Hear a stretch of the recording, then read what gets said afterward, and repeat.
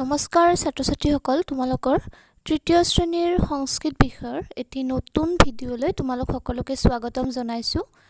আজি আমি ষষ্ঠः পাঠः অৰ্থাৎ দিনচৰ্যা এই পাঠটিৰ আজি প্ৰশ্ন যিবোৰ আছিলে সেইবোৰ আলোচনা কৰিম। ইয়াৰ আগতে তোমালোকৰ পাঠটিৰ অসমীয়া অনুবাদ তোমালোকক বুজাই দিছোঁ। আশা কৰিছোঁ তোমালোক সকলোৱে ধুনীয়াকৈ পাঠটি পঢ়িছা আৰু ধুনীয়াকৈ বুজি লৈছা। তেতিয়াহ'লে আমি পলম নকৰি প্ৰশ্ন উত্তৰসমূহ আলোচনা কৰি লওঁ। আমাক ক নম্বৰটো কি দিছে? সময়ং অক্ষৰৈ লিখতু, অৰ্থাৎ আমাক কেইটামান সময় দিছে আৰু সেইবোৰ আখৰেৰে লিখিব কৈছে। তোমালোকে পঞ্চমः পাঠः অৰ্থাৎ যিটো সময়ৰ অধ্যায় পাইছিলা ইয়াৰ আগতে, সেইটো তোমালোকে সময় আখৰেৰে লিখা, সংখ্যাৰে লিখা এইবোৰ তোমালোকে পাই আহিছা।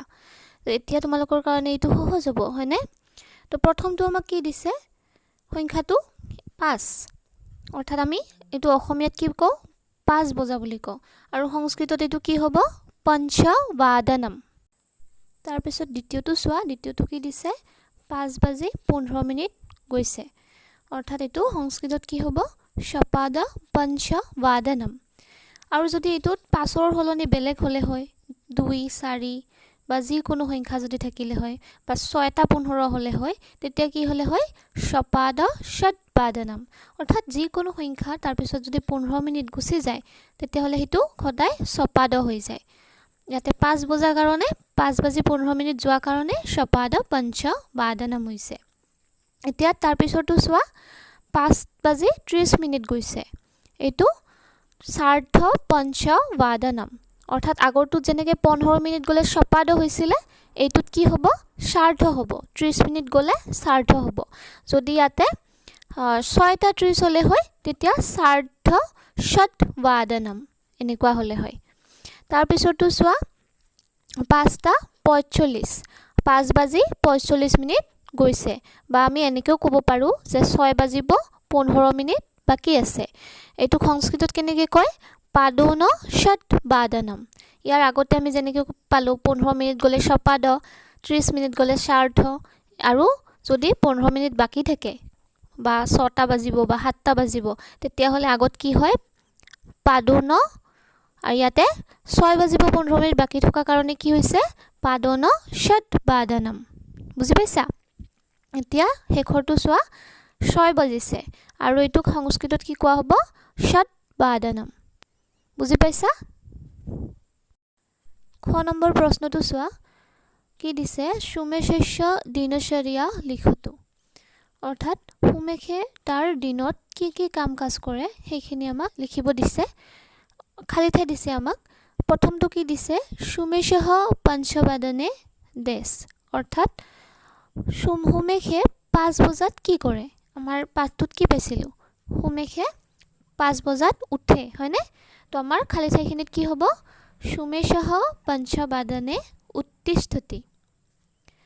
তাৰপিছত দ্বিতীয়টো কি দিছে? সুমেশঃ মাজত খালী ঠাই দিছে দন্ত ধাৱনং কৰোতি, অৰ্থাৎ আমাক সুধিছে সুমেশে কেতিয়া দাঁত মাজে বা কেতিয়া দাঁত ব্ৰাছ কৰে। আমাক পাঠ্যপুথিখনত কি আছিলে? সুমেশে কেই বজাত আছিলে দাঁত মাজে? সপাদ পঞ্চবাদনে। আমাৰ উত্তৰটো কি হ'ব? সুমেশঃ সপাদ পঞ্চবাদনে দন্ত ধাৱনং কৰোতি। তৃতীয়টো চোৱা, সুমেশঃ আমাক মাজত খালী ঠাই দিছে যোগাসনং কৰোতি, আৰু অৰ্থাৎ সুমেশে কেই বজাত যোগাসন কৰে? আমাৰ খালী ঠাইখিনিত কি হ'ব? সাৰ্ধ পঞ্চবাদনে।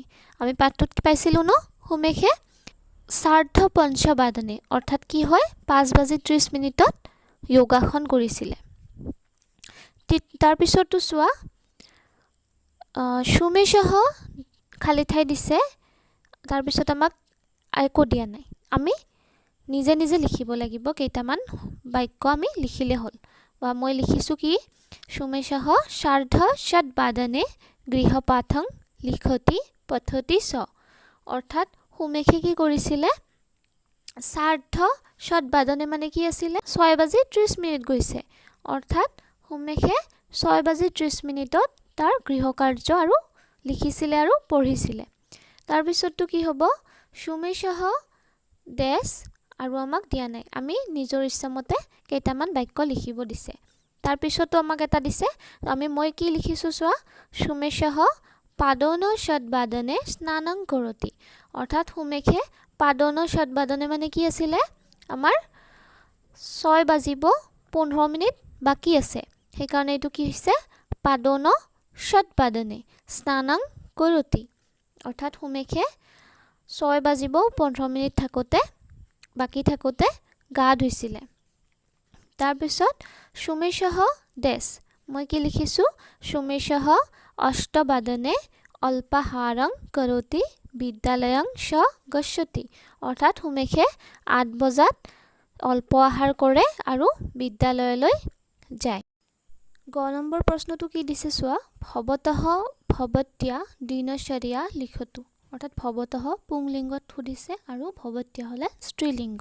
অৰ্থাৎ তোমালোকৰ নিজৰ যিবোৰ দিনচৰ্যা থাকে, কেইটাত উঠা, কেইটাত দাঁত মাজা, কেইটাত গা ধোৱা, কেইটাত পঢ়া, এইবোৰ তোমালোকক নিজে সুধিছে। মই তোমালোকৰ উত্তৰৰ খালী ঠাইখিনি সুমেশৰ সময়খিনি বহুৱাই দিছোঁ। তোমালোকৰ পৰীক্ষাত যদি আহে তোমালোকৰ নিজৰ দিনচৰ্যা লিখিবৰ কাৰণে, তেতিয়াহ'লে তোমালোকে নিজে সময়বোৰ লিখিবা। মই কি লিখিছোঁ চোৱা, অহং পঞ্চবাদনে উত্তিষ্যামি।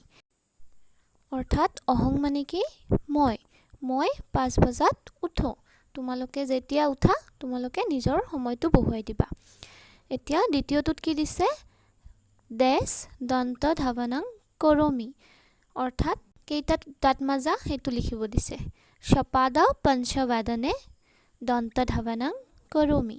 তাৰপিছতো ডেছ স্নানং কৰোমি, পাদন ষটবাদনে স্নানং কৰোমি।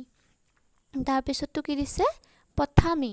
অৰ্থাৎ কেতিয়া পঢ়া, সাৰ্ধ ষটবাদনে পঠামি। তাৰপিছতো চোৱা, ডেছ গৃহপাঠম লিখামি। অৰ্থাৎ তোমালোকে গৃহকাৰ্য কেতিয়া লিখা সেইটো সুধিছে। মই কি লিখিলোঁ, সপ্তবাদনে গৃহপাঠম লিখামি। তাৰপিছত কি দিছে, ডেছ দূৰদৰ্শন বাৰ্তা শৃণামি। অৰ্থাৎ বাতৰি কেতিয়া শুনা সেইটো লিখিব দিছে। খালী ঠাইত কি হ'ব, সাৰ্ধ সপ্তবাদনে দূৰদৰ্শন বাৰ্তা শৃণামি। তোমালোকে নিজৰ সময়খিনি তোমালোকৰ মতে বহুৱাই দিবা। মই এইখিনি সুমেশৰ সময় বহুৱাই দিছোঁ।